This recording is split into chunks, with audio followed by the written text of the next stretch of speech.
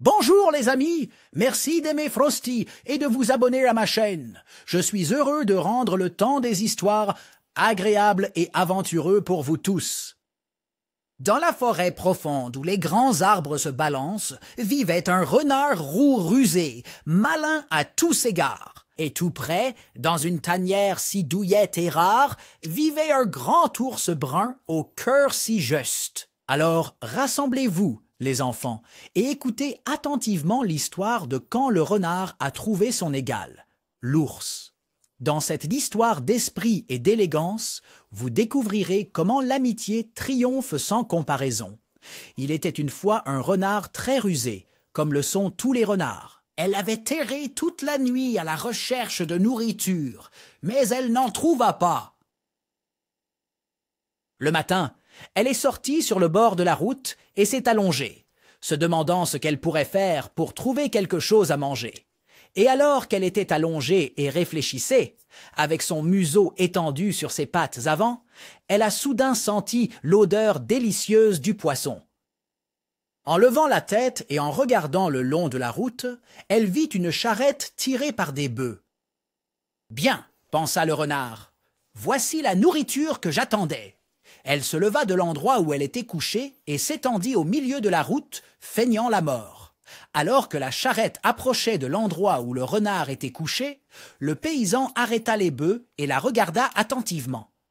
Il se demanda comment le renard était mort en plein milieu de la route, mais ensuite il pensa à quel beau manteau il pourrait faire pour sa femme avec la fourrure du renard.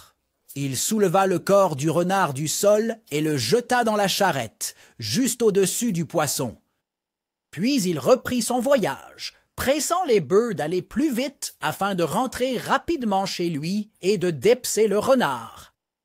Mais dès que les bœufs se mirent en route, le renard commença à pousser les poissons hors du chariot avec ses pattes. Après avoir jeté suffisamment de poissons sur la route, le renard sortit du chariot, rassembla les poissons en un tas, puis les emporta dans son terrier. Elle a commencé à le dévorer tout de suite parce qu'elle avait tellement faim. Juste au moment où la renarde commençait à manger, l'ours est arrivé et a demandé à la renarde un peu de poisson car lui aussi avait faim.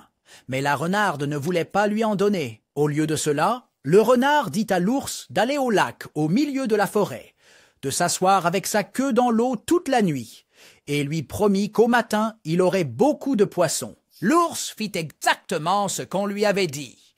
Cette nuit-là, un vent froid souffla, gelant l'eau du lac et attrapant la queue de l'ours comme une griffe. L'ours était furieux et alla chercher le renard, déterminé à se venger d'avoir été trompé. Mais le renard avait quitté la tanière et s'était caché dans le creux d'un arbre à proximité. Quand elle a vu l'ours arriver, elle a commencé à se moquer de lui. L'ours a essayé de sortir le renard du creux, mais malgré ses efforts, il n'a pas pu le déloger. Ainsi, l'ours fut trompé par le renard et s'en alla sans queue. Bonjour à tous, j'espère que vous avez apprécié l'heure du conte avec Frosty. Pourquoi pensez-vous que Renard a décidé de tromper Ours? Quelles pourraient être d'autres façons pour Renard de résoudre le problème sans tromper Ours? Réfléchissez et parlez-en à vos amis. N'oubliez pas d'aimer, de vous abonner et de partager. Frosty vous verra lors de la prochaine aventure. D'ici là, à la prochaine.